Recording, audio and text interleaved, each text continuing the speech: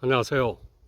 오늘도 하나님의 귀한 말씀을 함께 나누게 하신 우리 하나님께 영광과 찬송과 존귀를 돌립니다. 오늘 또 주어지는 귀한 말씀을 통해서 하나님의 음성과 또 성령의 기별을 듣게 되시기를 주님의 이름으로 간절히 기도합니다. 오늘 말씀의 제목은 이때를 위함이 아닌지 누가 아느냐. 이때를 위함이 아닌지 누가 아느냐. 본문의 말씀으로 에스더 4장 14절의 말씀을 선택했습니다. 구약성경 754페이지 에스더 4장 14절입니다.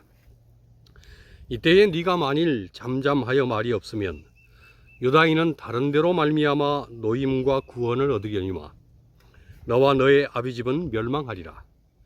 네가 왕후의 위를 얻은 것이 이때를 위함이 아닌지 누가 아느냐.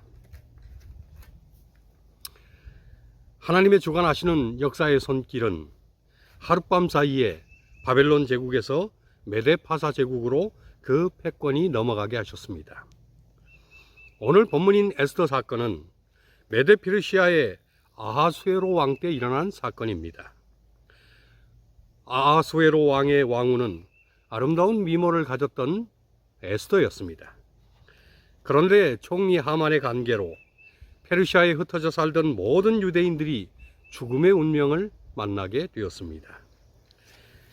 페르시아 제국의 2인자였던 총리 하만이 유대인 멸종 계획을 세운 것입니다. 그렇게 된 배경들은 에스더를 한번 자세히 읽어보시길 바랍니다. 총리 하만은 메데파사 왕만을 섬기도록 온 제국에 조서를 내리고 이 법령에 위배되는 자들을 다 죽이게 하자고 악법을 제안을 했습니다. 그러자 아하수에로 왕은 왕에게만 경배하자고 하는 이 법에 참 좋다고 동의를 하고 하만의 간계를 모른 채 이 악법에 서명을 해 주었습니다. 그리하여 아하수에로 왕 12년 아달월 13일에 전 페르시아 제국에 산지한 유대인들을 전멸하도록 법령이 내려졌습니다. 유대인들은 하나님만을 섬기는 것을 총리 하만은 악용을 한 것입니다. 왕은 자신의 반지인 어인을 찍어서 이 법령이 효력을 발생하도록 했습니다. 이 법령에 의하면 유대인 왕후인 에스더조차도 죽임의 대상인 것입니다. 이러한 절대절명의 현장에서 유대인 모르드게와 에스더는 생명을 건 영적 전투를 치러야 했습니다. 하지만 처음에는 사태의 심각성을 깨닫지 못한 에스더가 초기에 우선순위가 뒤바뀐 처신을 했습니다. 에스더 4장 4절에 보면 왕후가 심히 근심하여 입을 의복을 모르드게에 보내어 그 굵은 베옷을 벗기고자 하나 라고 했습니다. 모르드게는 하만의 간계로 유대 민족이 떼죽음을 당할 것을 알았습니다. 궁중문직이었던 모르드게는 그 옷을 찢고 베옷을 입었습니다. 재를 쓰고 성중에 나아가 대성통곡을 했습니다. 모르드게가 대궐 문 앞까지 이르렀으나 베옷을 입은 자는 대궐 안으로 들어가지를 못했습니다. 왕의 조서가 각 도에 이르자 이제는 온 유대인들이 크게 애통하며 금식을 했습니다. 모든 유대인들이 울며 부르짖고 죄에 누운 자들이 무수했다고 했습니다. 에스더의 시녀와 내시가 이 사실을 왕후에게 보고를 했습니다. 이에 에스더는 심히 근심하며 입을 의복을 사촌 오빠인 모르드게에게 보냈습니다. 그러나 모르드게는 받지를 않았습니다. 분명 의복을 보낸 것은 왕후인 에스더가 보낸 따뜻한 배려였습니다. 그러나 민족 전체의 위기를 예견하고 있는 모르드게에게 이런 의복은 조금도 위로가 되지를 않았습니다. 에스더는 왕궁 밖에서 일어나는 일을 전혀 모르고 있었습니다. 그래서 에스더 4장 5절은 에스더가 내시 하닥을 불러 명하여 모르드게에게 가서 이것이 무슨 일이며 무슨 연고인지 알아보라고 했습니다. 에스더는 왕후가 되어서 왕궁 안에서 부귀를 누렸습니다. 왕으로서의 막강한 지위를 누리며 살았습니다. 성 안에서 평안히 살았기 때문에 왕궁 밖의 사정을 전혀 몰랐습니다. 상황의 긴박성을 전혀 인식하지 못했습니다. 동족 전체의 운명이 바람 앞에 등불 같은 절박성을 몰랐습니다. 본인은 아니었지만 공동체의 위기는 외면한 채 몰랐기 때문에 도외시한 채 자신의 안일함에 빠져 있었습니다. 저는 이 부분을 묵상하면서 제 개인적으로 하나님이 주시는 한 가지 호소를 듣게 됩니다. 혹시 자기 중심에 빠져 이웃이나 심지어 가족의 고통도 인지하지 못하고 사는 것은 아닌가? 외면은 아니지만 무관심한 것은 아닌가? 주님께서 이 땅에 오셔서 십자가를 지시기까지 하신 것은 온 인류에 대한 사랑과 죄의 고통에 대한 긍휼과 잃어버린 자들을 찾고자 한 지대한 관심의 표출이었습니다. 그런 하나님의 사랑과 관심으로 내가 구원받고 은혜를 입었습니다. 그런데 나는 받기만 하고 줄 줄은 모르는 배은망덕한 존재는 아닌가 하는 것입니다. 다른 사람의 고통과 근심을 헤아리고 주님의 사랑을 나누는 그런 자세가 오늘 우리에게, 특별히 남은 백성에게 언제나 요구되는 것일 것입니다. 아직도 우크라이나 전쟁이 끝이 날 줄을 모른 채 계속되고 있습니다. 수백 명의 시체들을 묻은 구덩이들이 발견되고 있습니다. 어떻게 이런 천인공노할 전쟁 범죄가 21세기에 벌어질 수 있는지 동시대를 사는 인류의 한 사람으로 참담하고 부끄럽습니다. 날마다 기도하고 있는데 현지의 우크라이나 국민들은 그 심정이 어떨지 참으로 안타깝고 마음이 불편하고 괴롭습니다. 누구보다 주님의 마음이 아프실 것이라고 생각이 됩니다. 빨리 주님께서, 우리 하나님께서 이 전쟁을 종식시키시기를 간절히 기도합니다. 이제 조금 늦게서야 에스더는 유대민족이 풍전등화의 위기라는 사실을 전해 들었습니다. 하지만 현실 앞에 변명을 먼저 했습니다. 에스더 4장 11절에는 물론 남녀하고 부름을 받지 아니하고 안뜰에 들어가서 왕에게 나아가면 오직 죽이는 법이요 라고 했습니다. 왕 앞에 함부로 나아갈 수 없다는 것입니다. 그 사실을 궁중문직이었던 모르드게가 왜 모르겠습니까? 메데파사의 궁중법도 모르고 모르드게가 에스더에게 왕 앞에 나아가라고 부탁을 했겠습니까? 적어도 생명을 걸고 하지 않으면 유대 전체의 그 민족의 생명이 위급한 것입니다. 거기다가 결국 유대인 왕후인 에스더의 목숨도 보장을 못하는 것입니다. 그러나 에스더는 자기의 직위를, 동족을 구하는 데 사용할 줄을 몰랐습니다. 처음에는 그 심각한 문제를 고민하면서 이 일에 온 몸과 마음을 바쳐 최선을 다하려 하지 않았습니다. 이 일을 시작해보지도 않고 어려운 여건과 환경만 탓하려 들었습니다. 변명하고 핑계대기에만 급급했습니다. 에스더는 왕의 경호법을 설명하면서 메데파사의 왕 앞에 경우 없이 나아갔다간 도리어 소원을 구하기도 전에 먼저 죽을 것이라고 했습니다. 현실의 엄격한 법을 그대로 적용하고 받아들이려고만 했습니다. 그러자 모르드게는 유대인들이 직면한 위기를 다시 강조를 했습니다. 그리고 지금 이때를 위해 너의 직위와 직책이 주어진 것은 아닌지 돌아보라고 했습니다.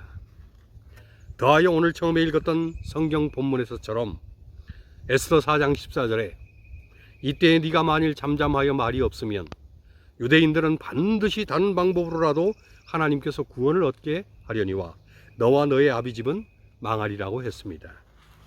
모르드게는 왕후인 에스더의 나이 많은 사촌 오빠로 에스더의 부모가 죽자 에스더를 자기 딸처럼 양육을 했습니다. 모르드게는 에스더를 정말 아끼고 사랑스럽게 돌보아 줬습니다. 그런 에스더에게 네가 멸망을 당할 것이라고 말하는 것은 가슴 아픈 일이고 그리고 할 수도 없는 말이었습니다. 그러나 모르드게는 에스더에게 네가 궁에 있으니 모든 유대인 중에 홀로 죽음을 면하리라고 생각지 말라고 했습니다. 이때 네가 잠잠하면 유대인들을 하나님께서 다른 방법으로 살릴 것이지만 너는 너의 집과 함께 멸망하리라고 했습니다. 그리고 네가 왕후가 된 것이 이때를 위함이 아니냐고 했습니다. 이때는 이스라엘의 순환의 때요, 멸망의 때였습니다. 모르드게와 에스더는 이스라엘 민족의 순환 시대에 살았습니다. 모르드게와 에스더는 바벨론 포로 시기에 출생해서 메데파사에서 조국의 귀한 영을 들은 사람들이었습니다. 어느 누구보다도 때의 심각성을 잘 알고 있었던 모르드게는 왕후에게 이때의 위기를 힘있게 알렸습니다. 또한 모르드게는 에스더의 직분을 하나님을 위해 선용할 것을 촉구를 했습니다. 네가 왕후의 위를 얻은 것이 이때를 위함이 아니지 누가 아느냐고 했습니다. 모르드게는 에스더에게 왕후라고 하는 직함의 궁극적 의미를 상기시켰습니다. 그나마도 왕을 접견할 수 있는 가장 가능성이 있는 그런 왕의 지척에 인척에 왕후가 있는 것입니다. 에스더가 왕후가 된 것은 동족 유대인의 구원을 위하여 그 주기를 사용하라는 하나님의 뜻이라고 알려주었습니다. 왕비로 부귀영화를 누리고 호사를 하라고 하나님께서 너를 왕으로 세운 것이 아니라는 것입니다. 이것은 분명한 말이었고 옳은 말이었습니다. 이 세상을 살아가는 하나님의 백성들에게 주어진 직함과 은사는 하나님께서 하나님의 영광을 위해 정확하게 쓰라고 주신 것입니다. 교회 안에서의 직책만이 아니고 세상에서의 직임도 지혜롭게 활용하여 하나님의 영광을 드러내라고 준 것입니다. 요셉의 애굽 총리 직함이 그랬습니다. 요셉은 하나님께서 애굽에 미리 보내어 세계적인 흉년을 만났을 때에 이스라엘 백성을 구원하기 위함이었습니다. 지금 에스더의 왕후 직함도 유대 민족의 멸망 시기에 선용되어야 한다는 것입니다. 모르드게는 에스더에게 직분의 선용을 강력히 촉구를 했습니다. 에스더는 모르드게의 그와 같은 말에 정신이 번쩍 들었습니다. 그리고는 에스더 4장 16절에 수산의 유다인들을 다 모으고 나를 위해 금식하되 밤낮 3일을 그리해달라고 했습니다. 나도 시녀들과 더불어 똑같이 금식하고 규례를 어기고라도 왕 앞에 가겠다고 했습니다. 그리고 죽으면 죽을 것이라고 했습니다. 에스더는 하나의 미랄로서 썩어질 것을 선택을 했습니다. 에스더는 동족의 구원을 위해서 비장한 결심을 드디어 하게 됐습니다. 에스더는 왜 자신이 살고 있는지, 누구를 위해서 사는 것인지, 무엇을 위해 왕후가 되었는지, 자신이 지금 해야 할 일이 무엇인지를 분명히 깨달았습니다. 이것은 하나님께서 원하시는 시간에 어떻게 말하고 어떻게 행동해야 할 것인지에 대한 사명의 자각이었습니다. 저는 오늘 본문을 묵상하면서 또 한 가지 하나님이 주시는 도전을 받습니다. 그것은 나에게 사명의 자각이 있느냐는 것입니다. 나는 지금 정말로 내가 존재하는 이유인 사명의 자각을 하고 사느냐는 것입니다. 사람이 살아도 사명의 자각이 없으면 그것은 헛살은 것입니다. 그리스도인이 믿는다고 해도 사명의 자각이 없으면 그것은 헛믿는 것입니다. 마지막 남은 백성이라고 말을 하고 재림 성도라고 말을 하면서 사명의 자각이 없으면 그것은 어리석은 일이고 헛수고를 하는 것입니다. 사명의 자각, 이것이 오늘 하나님께서 우리에게 나에게 원하시는 것입니다. 에스더는 드디어 사명을 자각했습니다. 에스더는 금식을 했습니다. 왕 앞에 나갔습니다. 왕이 부르지도 않았지만 규례를 어기면서까지 나타났습니다. 이때 하나님은 아하수에로 왕에게 왕후가 규례를 어겼다는 생각조차도 나지 않도록 하셨습니다. 도리어 사흘을 금식한 왕후가 더 예뻐 보이도록 섭리하셨습니다. 그리하여 결국 하만의 관계가 폭로되게 하셨습니다. 그리고 우여곡절 끝에 유대 민족이 마침내 구원을 받도록 섭리를 하셨습니다. 에스더의 말씀을 마무리하면서 이런 생각을 합니다. 우리는 우리가 살고 있는 지금 이때를 위해 준비된 사람이어야 한다는 것입니다. 어떤 경우에 우리는 이때의 위기를 깨닫지 못하는 초기의 에스더일 수 있습니다. 아니면 때의 위기를 일찍이 깨달은 모르드게로 살 수도 있습니다. 에스더는 일찍 위기를 깨달은 모르드게로부터 때의 상황을 정확히 깨닫게 되었습니다. 그리고 자신의 모든 것을 하나님을 위해 선용하는 복된 여인이 되었습니다.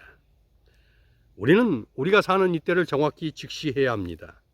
그리고 가정, 교회, 또한 사회와 세상을 위해 하나님의 유용한 도구로 사용받는 영적 사명자들이 되어야 합니다. 그리스도인들은 시대의 모르드게가 되어야 합니다. 재림교인들은 정말 이 시대를 일깨우는 시대의 모르드게가 되어야 합니다. 그래서 잠자는 교인들, 그리고 진리를 모르는 그리스도인들, 그리고 에스더들을 깨워야 합니다. 주님 오실 날이 정말 얼마 남지 않았습니다. 에스더서는 선악의 대쟁투의 축소판입니다.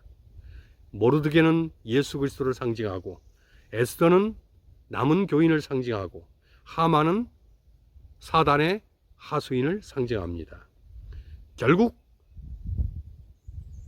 하만이 장대에 달린 것처럼 사단 마귀가 장대에 달릴 것입니다. 승리는 하나님의 것이고 하나님의 백성의 것입니다. 그러나 승리는 그냥 주어지는 것이 결코 아닙니다. 그리스도의 죽으심과 희생이 담보된 것입니다. 또한 주님 오시기 전에 우리의 사명을 다하는 것, 이것이 우리의 몫입니다. 끝까지 믿음을 지키고 사명을 다해야 할 것입니다. 그래서 시대를 깨우고 사명을 자각한 자로서 이 시대에 정말 긴급한 하나님의 기별을 전하고 주님의 재림을 준비시키는 일에, 그리고 생명을 구원 얻게 하는 일에 우리의 모든 것을 쏟아붓다가 준비되어서 예수님의 재림을 맞이해야 할 것입니다. 여러 가지 세상의 징후와 또 여러 가지 징조들을 볼 때에 정말 예수님께서 오실 날이 얼마 남지 않았습니다. 깨어서 준비하시기를 바랍니다. 주님 곧 오십니다. 마라나다, 주 예수여 속히 오시옵소서. 아멘.